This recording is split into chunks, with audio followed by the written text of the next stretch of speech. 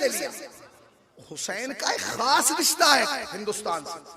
जब इमाम हुसैन मदीने से निकले हैं, मक्के पहुंचे, और मक्के से जब निकल रहे हैं तो अब रोक दिया गया।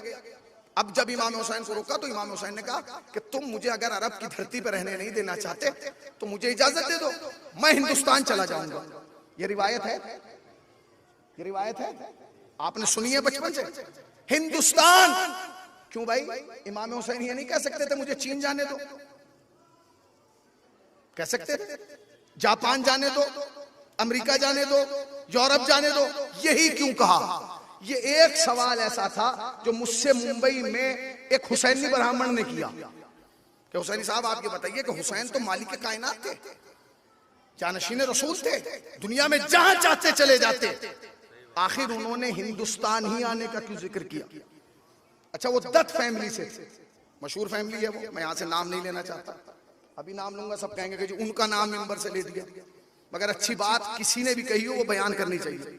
तो उन्होंने मुझसे पूछा कि मौलाना आखिर ये बताइए कि ये इमाम हुसैन ने हिंदुस्तान ही आने का प्रोग्राम क्यों बनाया? मैंने कहा भाई मुझे नहीं पता, आप बताइए। कहेंगे नहीं नहीं, मैंने कहा नहीं मुझे नहीं पता, मैंने नहीं पढ़ा तारीख में। तो उन्होंने मुझे एक बात बताई, कहेंगे सुनिए, जो ईरान का बादशाह था वो पारसी था, उसकी दो बेटियां थी, एक बड़ी एक छोटी। बड़ी का नाम था मेहरबानो, छोटी का नाम था शहरबानो। तो वो जो मेहरबानो थी उसकी शादी हिंदुस्तान में एक बादशाह से हुई जिसका नाम था चंद्रगुप्त। उसकी शादी कहां हुई? हिंदुस्तान में चंद्रगुप्त से, बादशाह से।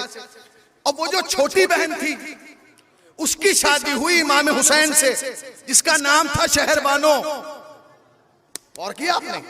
कितना पुराना रिश्ता है हिंदुस्तान का और हुसैन का, देखा आपने कितना पुराना रिश्ता है। हो गई शादी।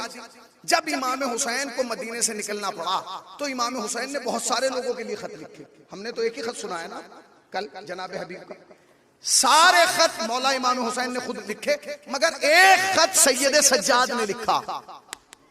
वो किसको लिखा? वो चंद्रगुप्त के बेटे के नाम लिखा। वो कौन था? वो जनाबे, क्या हुआ भाई, क्योंकि जनाबे सैयद सज्जाद हैं शहरबानों के बेटे। अब जो मेहरबानों का बेटा होगा वो आपस में क्या होगा? भाई हो गए हैं? क्या हुए भाई? तो उन्होंने उसके नाम, जो तारीख में उन्होंने नाम बताया, जो मेरे जहन में शायद समंदरगुप्त कुछ करके ऐसा नाम, हाँ समंदरगुप्त नाम से उसको याद किया गया, खत लिखा गया। वो उस वक्त यहाँ बादशाह था। तो इमाम सज्जाद ने उसे लिखा कि हम मदीना निकल छोड़ के इराक की तरफ जा रहे हैं और शायद मुश्किल है अब हमारा वापस आना, लिहाजा हमारी मदद के लिए तुम चले आओ।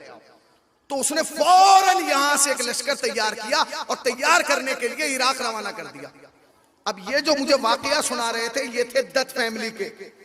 उन्होंने जो पूरा वाकया सुनाया उसकी वजह क्या थी वो सुन लीजिए। वो कहने लगे कि वो खुद तो गया नहीं, उन्होंने एक काफिला बना के, एक लश्कर बना के वहां भेजा। जिस इंसान को उस लश्कर का सरदार बनाया उसका नाम था राहिब दत्त। उसका नाम क्या था? राहिब दत्त। वो वहां जब पहुंचे, जिस वक्त कूफे में पहुंचे, उस वक्त इमाम हुसैन शहीद हो चुके थे।